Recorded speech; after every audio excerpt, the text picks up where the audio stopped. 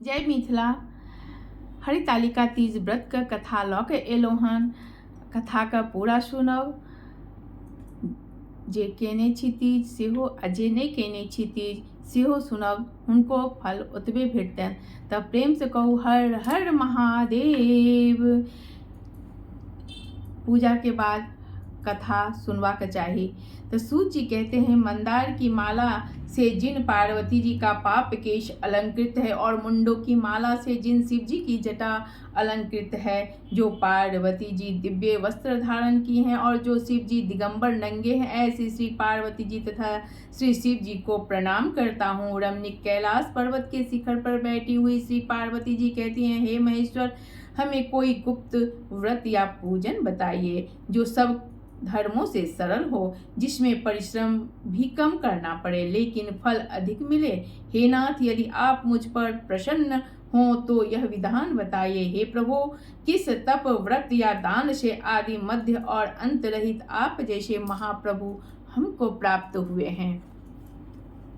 शिव जी बोले, हे देवी सुनो, मैं तुमको एक व्रत जो मेरा सर्वस्व और छिपाने योग्य है लेकिन तुम्हारे प्रेम के वशीभूत होकर मैं तुम्हें बतलाता हूँ। शिव जी ने कहा, भारतवर्ष में जैसे नक्षत्रों में चंद्रमा, ग्रहों में सूर्य, वर्णों में ब्राह्मण, देवताओं में विष्णु भगवान, नदियों में गंगा, पुराणों में महाभारत, वेदों में सामवेद और इंद्रियों में मन श्रेष्ठ है, सब पुराणों और वेदों का सर्वस्व जिस तरह कहा गया है, मैं तुम्हें एक प्राचीन व्रत बतलाता हूँ। एकाग्र मन से सुनो।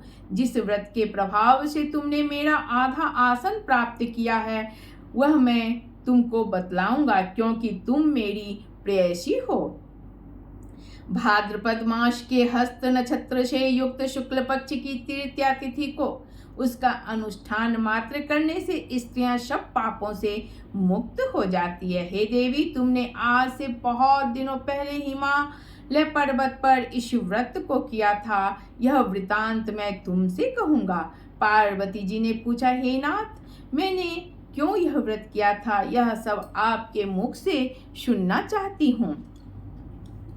उत्तर की ओर एक बड़ा रमणीक और पर्वतों में श्रेष्ठ हिमवान नामक पर्वत है। उसके आसपास तरह तरह की भूमियां हैं, तरह तरह के वृक्ष उस पर लगे हुए हैं।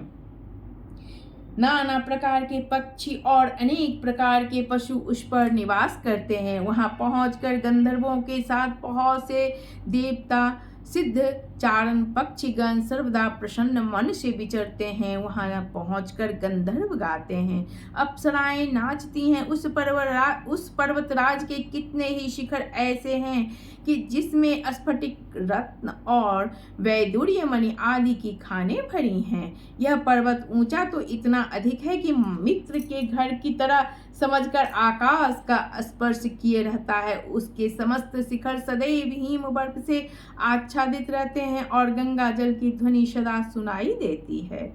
हे पार्वती, तुमने बाल्यकाल में उसी पर्वत पर तपस्या की थी।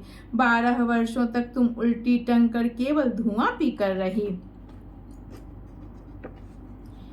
64 वर्षों तक सूखे पत्ते खाकर रही। माघ मास में तुम जल में बैठी रहती और वैशाख की दोपहरिया में पंचाग्नि तापती थी। श्रावण महीने में जल बरसता तो तुम भूखी प्यासी रहकर मैदान में बैठी रहती थी। तुम्हारे पिता इस तरह के महान कष्ट को सहन को देखकर बड़े दुखी हुए। वे चिंता में पड़ गए कि मैं अपनी कन्या किसको दूं। उसी समय नारद जी वहां आ पहुंचे। मुनि श्रेष्ठ, नारद जी उस समय तुम्हें देखने गए थे। नारद जी को देखकर गिरि ने अर्घ्य, पाद्य, आसन आदि देकर उनकी पूजा की।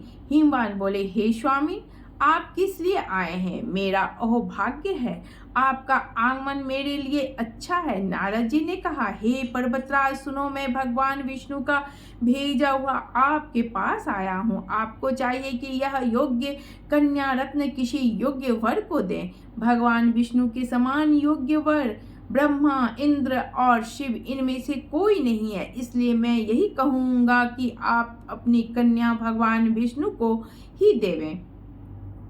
हिमवान ने कहा, भगवान विष्णु स्वयं मेरी कन्या ले रहे हैं और आप यह संदेश लेकर आए हैं। तो मैं उन्हें अपनी कन्या दूंगा। हिमवान की इतनी बात सुनकर मुनिराज नारद आकाश में विलीन हो गए। वे पीताम्बर, शंख, चक्र और गदाधारी भगवान विष्णु के पास पहुंचे। वहां हाथ जोड़कर नारद जी ने भगवान विष्णु से कहा, हे देवी सुनिए, मैंने आपका विवाह पक्का करा दिया। उधर हिमवान ने पार्वती के पास जाकर कहा कि हे पुत्री, मैंने तुम्हें भगवान विष्णु को दे डाला। तब पिता की बात सुनकर तुम बिना उत्तर दिए ही अपनी सखी के घर चली गई। वहीं जमीन पर पड़कर तुम बड़ी दुखी होती हुई विलाप करने लगी। तुमको इस प्रकार विलाप करती हुई देखकर सखी बोली, तुम इतनी दुखी क्यों हो? इसका कारण बताओ। तुम्हारी जो कुछ इच्छा होगी मैं यथाशक्ति उसको पूरा करने की चेष्टा करूंगी, इसमें कोई संशय नहीं है। पार्वती बोली, मेरी जो कुछ अभिलाषा है उसे तुम प्रेम पूर्वक सुनो। मैं एकमात्र शिवजी को अपना पति बनाना चाहती हूँ, इसमें कुछ भी संशय नहीं। मेरे इस विचार को पिताजी ने ठुकरा दिया है, इसमें मैं अपने शरीर को त्याग देती हूँ। पार्वती की इस बात को सुनकर सखियों ने कहा, शरीर का त्याग ना करो, चलो किसी ऐसे वन को चले जहाँ पिता को पता ना लगे। ऐसी सलाह कर तुम वैसे वन में जा पहुंची। उधर तुम्हारे पिता घर घर तुम्हें खोजने लगे। दूतों द्वारा भी खबर लेने लगे कि कौन देवता या किन्नर मेरी पुत्री को हरण करके ले गया है। उन्होंने मन ही मन कहा, मैं नारद जी के आगे प्रतिज्ञा कर चुका हूँ कि अपनी पुत्री भगवान विष्णु को दूंगा। ऐसा सोचते सोचते हिमवान मूर्छित हो गए। गिरिराज को मूर्छित देख सब लोग हाहाकार करते दौड़ पड़े। जब होश आया तो सब पूछने लगे कि हे गिरिराज, आप अपनी मूर्छा का कारण बताइए। हिमवान ने कहा, आप लोग मेरे दुख का कारण सुने। ना मालूम कौन मेरी कन्या को हरण करके ले गया है। ऐसा नहीं हुआ तो उसे किसी काले सांप ने काट लिया या सिंह खा गए होंगे। हाय हाय, मेरी बेटी कहाँ गई? किसी दुष्ट ने मेरी पुत्री को मार डाला। ऐसा कह हुए वायु के झोंके से कांपते हुए वृक्ष के समान कांपने लगे। इसके बाद हिमवान तुम्हें वन वन खोजने लगे। वह वन भी सिंह, भालू, हिंसक जंतुओं से भरा भयानक हो रहा था। तुम भी अपनी सखियों के साथ उस भयानक वन में चलती चलती एक ऐसी जगह जा पहुंची जहां एक नदी बह रही थी। उसके रमणीक तट पर एक बड़ी सी कंदरा थी। तुमने उसी कंदरा में आश्रम बना लिया और मेरी एक भालू कामयी प्रतिमा बनाकर अपनी सखियों के साथ निराहार रहकर मेरी आराधना करने लगी। जब भाद्रपद शुक्ल पक्ष की हस्तयुक्त तृतीया तिथि प्राप्त हुई तब तुमने मेरी विधिवत पूजन किया और रात भर जाकर गीत वाद्यादि से मुझे प्रसन्न करने में बिताया। उस व्रतराज के प्रभाव से मेरा आसन डगमगा उठा, जिससे मैं तत्काल उस स्थान पर जा पहुंचा जहां पर तुम अपनी सखियों के साथ रहती थी। वहां पहुंचकर मैंने तुमसे कहा कि मैं तुम पर प्रसन्न हूँ, बोलो क्या चाहती हो। तुमने कहा मेरे लिए, मेरे देवता, यदि आप मेरे ऊपर प्रसन्न हैं तो मेरे पति बने। मेरे तथा अस्तु कहकर कैलाश पर्वत पर वापस आने पर तुमने वह प्रतिमा नदी में प्रभावित कर दी। सखियों के साथ उस महाव्रत का पालन किया। हिमवान भी तब तक उस वन में तुम्हें खोजते हुए आ पहुंचे। चारों दिशाओं में तुम्हारी खोज करते हुए व्याकुल हो चुके थे, इसलिए तुम्हारे आश्रम के समीप पहुंचते ही गिर पड़े। थोड़ी देर बाद उन्होंने नदी के तट पर दो कन्याओं को सोते हुए देखा। देखते ही उन्होंने तुम्हें छाती से लगा लिया और बिलख कर रोने लगे। फिर पूछा, पुत्री, तुम सिंह, व्याघ्र आदि जंतुओं से भरे इस वन में क्यों आ पहुंची? पार्वती ने उत्तर दिया, हे पिताजी, मैंने पहले ही अपने आप को शिव जी के हाथों सौंप दिया था। आपने मेरी बात टाल दी, इसमें मैं यहाँ चली आई। हिमवान ने सांत्वना दी कि हे पुत्री, मैं तुम्हारी इच्छा के विरुद्ध कुछ न करूँगा। वे तुम्हें अपने साथ ले घर आए और मेरे साथ तुम्हारा विवाह करा दिए। इसी से तुमने मेरी अर्धासन पाया है। तब से आज तक किसी के सामने मुझे यह व्रत प्रकट करने का अवसर नहीं प्राप्त हुआ। हे देवी, मैं यह बताता हूँ कि इस व्रत का हरितालिका नाम क्यों पड़ा।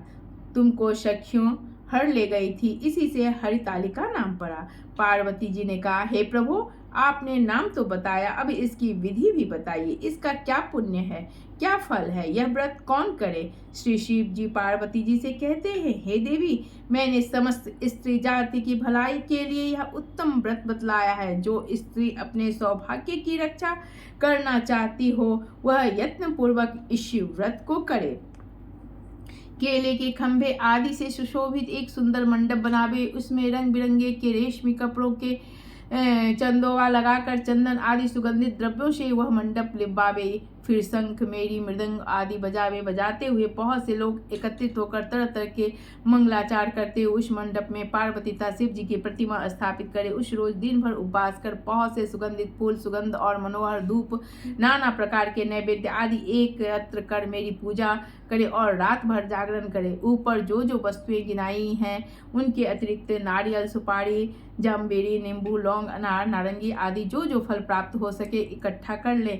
उस ऋतु में जो फल तथा फूल मिल सके विशेष रूप से रखें। इसके बाद धूप दीप आदि से पूजन करके प्रार्थना करें, हे शिवे, शिव रूपिणी, हे मंगले, सब अर्थों को देने वाली, हे देवी, हे शिव रूपे, आपको नमस्कार है। हे शिवे, आपको सदा के लिए नमस्कार है। हे ब्रह्म रूपिणी, आपको नमस्कार है। हे जगदात्रिणी, आपको नमस्कार है। हे सिंह वाहिनी, संसार के भय से भयभीत मुझ दीन की रक्षा करें। इस कामना की पूर्ति के लिए मैंने आपकी पूजा की है। हे पार्वती, मुझे राज्य और सौभाग्य दे, मुझ पर प्रसन्न होवे। इन्हीं मंत्रों से पार्वती तथा शिव जी की पूजा करें। तदनंतर विधि पूर्वक कथा सुने और ब्राह्मण को वस्त्र, गौ, स्वर्ण आदि देवे। इस तरह एकचित्त होकर स्त्री पुरुष दोनों एक साथ पूजन करें। फिर वस्त्र आदि से कुछ हो उसका संकल्प करके, हे देवी, जो स्त्री इस प्रकार पूजन करती वह सब पापों से छूट जाती है और उसे 7 जन्म तक सुख तथा सौभाग्य प्राप्त होता है। जो स्त्री तृतीया तिथि का व्रत न कर अन्न भक्षण करती है वह 7 जन्म तक बंध्या रहती है और उसको बार बार विधवा होना पड़ता है। वह सदा दरिद्र और पुत्र शोक से शोकाकुल स्वभाव की, लड़ाकी तथा दुख भोगने वाली होती है। और उपासना करने वाली इस स्त्री अंत में घोर नरक में जाती है। मांसाहार करने से बाघिन, दही खाने से बिल्ली, मिठाई खाने से चींटी और कुछ खाने से मक्खी होती है।